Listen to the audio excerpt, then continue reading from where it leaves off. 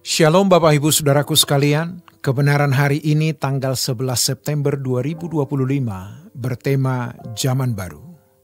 Meterai kedua memperlihatkan kuda berwarna merah yang melambangkan perang. Sejak kedatangan Tuhan Yesus, dunia terus dipenuhi peperangan. Perang demi perang menjadi bagian dari sejarah umat manusia mewarnai peradaban. Meterai ketiga memperlihatkan kuda hitam yang menggambarkan krisis ekonomi dan berbagai bencana yang mengubah wajah dunia. Kemudian muncul kuda keempat berwarna hijau. Warna ini melambangkan kekuatan satu agama besar yang lahir di Timur Tengah dan kini menguasai banyak wilayah di Asia. Semua ini telah dinubuatkan dalam kitab suci. Peristiwa-peristiwa yang akan mempengaruhi dan membentuk sejarah dunia. Dan semuanya terjadi karena Tuhan mengesahkannya. Dalam kitab Sakaria juga digambarkan kuda-kuda yang keluar dari kandang berwarna-warni. Dan setelah kembali terdengar suara yang berseru, "Damai, damai, damai," sebelum kedatangan Tuhan Yesus. Dunia berada di bawah kuasa Lucifer yang jatuh. Ini memegang kendali atas sistem dunia. Namun setelah salib, kendali itu berpindah ke tangan Tuhan Yesus. Dalam Matius pasal 10 ayat 34, Tuhan berkata, "Jangan kamu menyangka bahwa aku datang untuk membawa damai di atas bumi. Aku datang bukan untuk membawa damai, melainkan pedang." Di tempat lain, memang dikatakan bahwa Tuhan datang membawa damai. Namun damai yang dimaksud bukanlah damai secara sosial politik di bumi, melainkan damai di dalam hati mereka yang berkenan kepadanya. Tuhan Yesus datang bukan untuk membuat bumi menjadi nyaman, tetapi untuk mengguncangnya, menggeser tatanan dunia lama agar umat manusia siap memasuki zaman baru. Pedang yang disebutkan di sana dalam bahasa Yunani, makairan, adalah pisau besar untuk eksekusi. Ia datang melegalisir semua hal itu, mewarnai dan merubah dunia dengan segala keadaan yang sulit karena Tuhan akan membawa manusia ke zaman baru. Matius pasal 24 ayat yang ke-8. Karena itu, meterai-meterai yang dibuka dalam Wahyu menandakan bahwa dunia akan mengalami banyak kesulitan. Semua ini dilegalkan Tuhan Yesus. Maka keliru besar jika ada orang Kristen yang berpikir bahwa Tuhan datang untuk membuat hidup kita di dunia ini lebih nyaman dan diberkati secara materi. Faktanya, dunia akan makin rusak.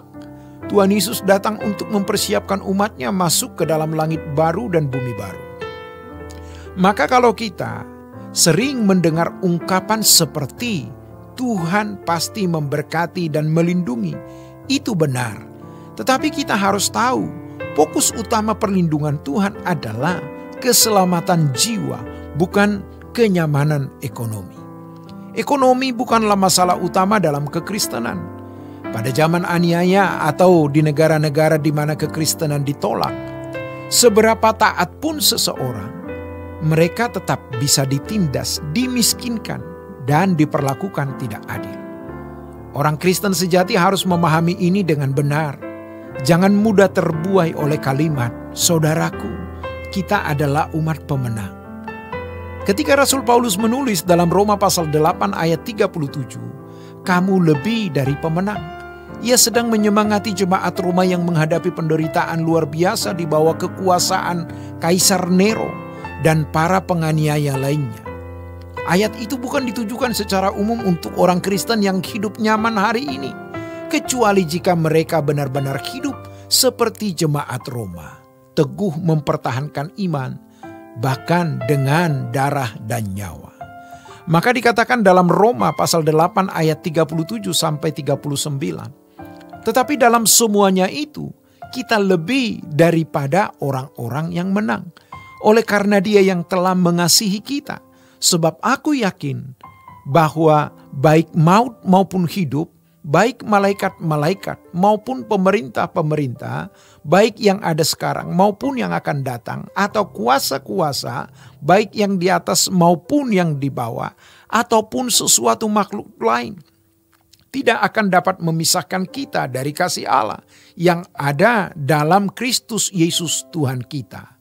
Pernyataan ini muncul bukan dalam konteks kenyamanan, tetapi dalam penderitaan. Jadi, tidak tepat jika kita sembarangan menyebut semua orang Kristen sebagai umat pemenang, tanpa memahami konteks iman dan penderitaan seperti yang dialami para rasul dan gereja mula-mula.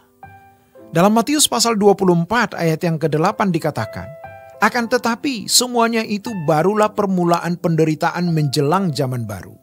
Maka penderitaan adalah bagian dari proses menuju zaman baru yang Tuhan janjikan. Kita harus siap menderita, karena itulah jalan masuk menuju zaman baru atau kemuliaan kekal. Demikianlah kebenaran hari ini. Tuhan Yesus memberkati. Sola Gracia.